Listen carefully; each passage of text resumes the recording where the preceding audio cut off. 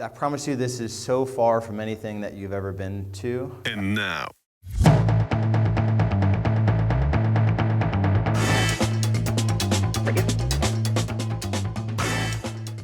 want to just do the team scorecard real quick because I know there's some of you that aren't running the business tracker for whatever reason, so I'm not going to judge it.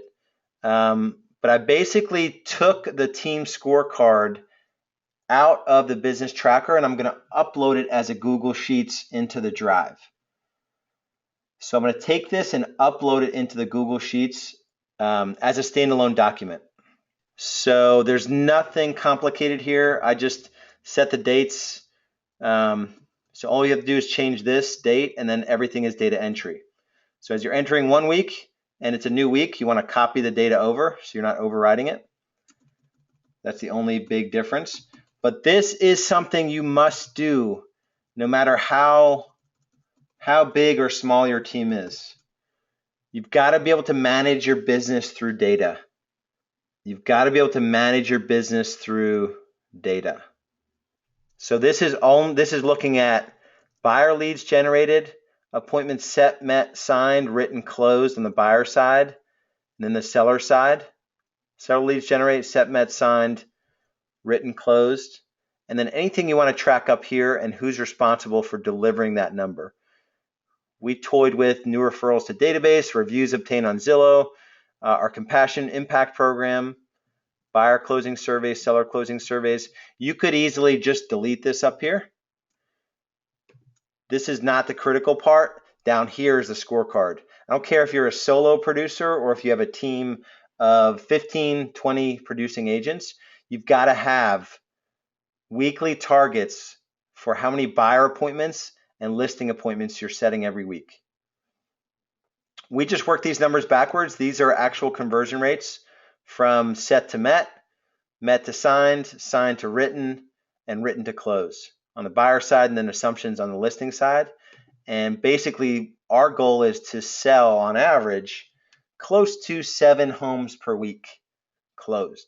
So it's less in the leaner months and it's more in the peak months. But if we're going to hit our 325 on each side, which is our goal, 650 transactions this year, that's the pace that we need to produce at. So you can have whatever you need here. So if it's 12, and 12, and your goal is to, or not even. So your goal is, I guess, 10 here. 4 listings and 2 buyers a week. Or say it's 4 and 4. So your goal is 100 transactions, 50-50. You have to get to somewhere close to 20 buyer appointments set in a week and 10 listing appointments set in a week. We tend to meet with most of the listing appointments we set.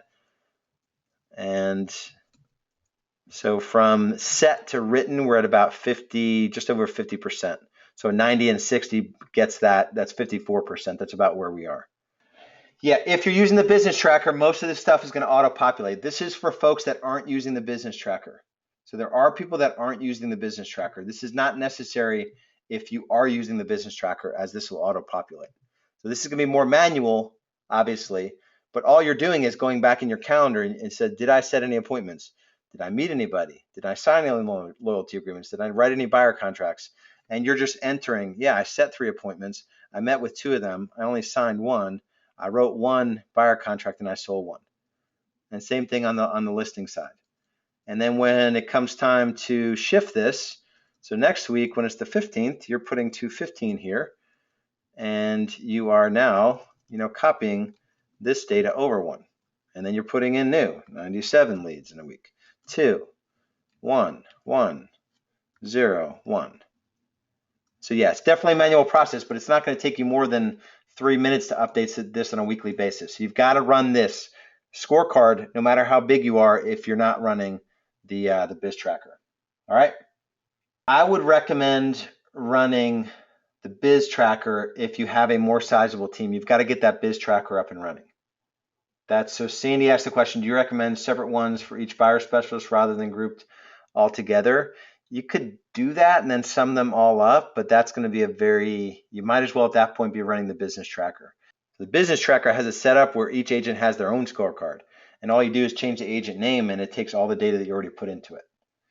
So the business tracker is the way to go. I just want to make sure everyone is still writing, still using a team scorecard. The concept of a team scorecard is from the book Traction, and it really doesn't have much to do with the business tracker, except that it provides an automatic way to update it. They're just really important data points in your business that you could run your business from a beach somewhere if you had this scorecard on a weekly basis. You would know where your business is if you had this.